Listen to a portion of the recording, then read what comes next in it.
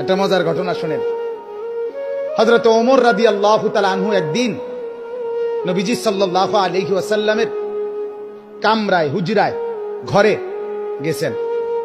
আমি নিজে আরবি কিতাবে পড়ছি, আজ-জুহাদু মিআতুন, এই কিতাবে গিয়ে দেখে আল্লাহ নবী সাল্লাল্লাহু আলাইহি ওয়াসাল্লাম চাটাইয়ের মধ্যে শোয়া,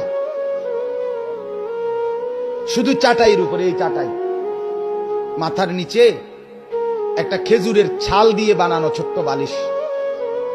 হযরত ওমর দেখলেন মাথার উপরে একটা চামড়া ঝুলানো নামাজের জন্য, পায়ের নিচে কিছু ছাতু, যেগুলো পানি দিয়ে গুল্লা খায়, আগের দিনে খাইতো খুব, এই ছাতু অল্প কিছু, এই চারটা আইটেম, একটি চাটাই, একটা খেজুরের ছালের বালিশ, আর একটি চামড়া, আর কিছু ছাতু, পানি দিয়ে গুল্লা খাওয়ার।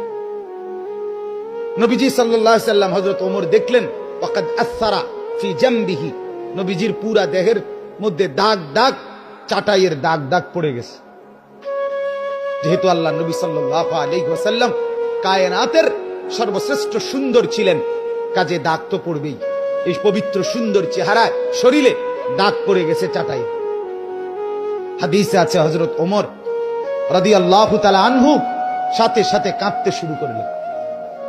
আল্লাহ নবী সাল্লাল্লাহু আলাইহি ওয়াসাল্লাম বললেন, মা ইয়াবকিকা ইয়া ওমর, ওমর তোমাকে কে কাঁদালো, কাঁদতেছো কেন?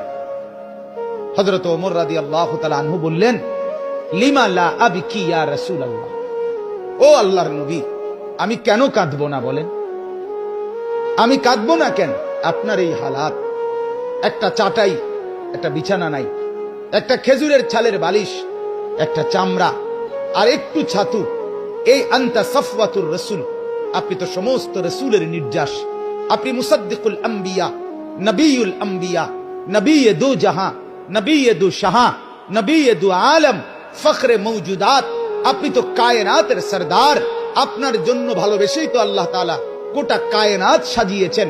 এত এত এত এত এত এত মর্যাদা যার, সেই আপনার এই হালাত।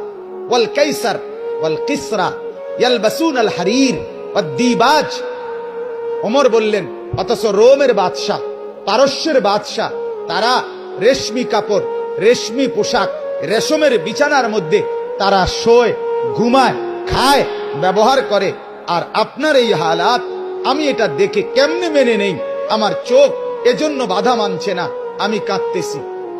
হাদিসের মধ্যে আছে আল্লাহ নবী সাল্লাল্লাহু আলাইহি ওয়াসাল্লাম মুচকি হাসি দিয়ে আল্লাহ নবী বললেন, ওমর,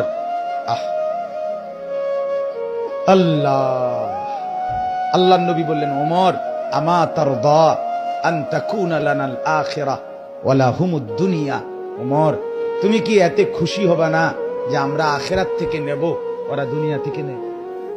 আমরা আখিরাত থেকে নেব ওমর, ওরা দুনিয়া থেকে নেব।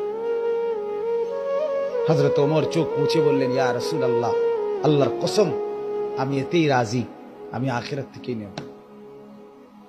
এজন্য আমরাও বলি আলহামদুলিল্লাহ, ৬,০০০ টাকা মসজিদের ইমাম, ৮,০০০ টাকা বেতন, মুয়াজ্জিনের বেতন ৪,০০০ টাকা, আমাদের এই মাদ্রাসাগুলোর উস্তাদদের বেতন ৮,০০০, ১০,০০০, ৬,০০০, ৭,০০০ টাকা।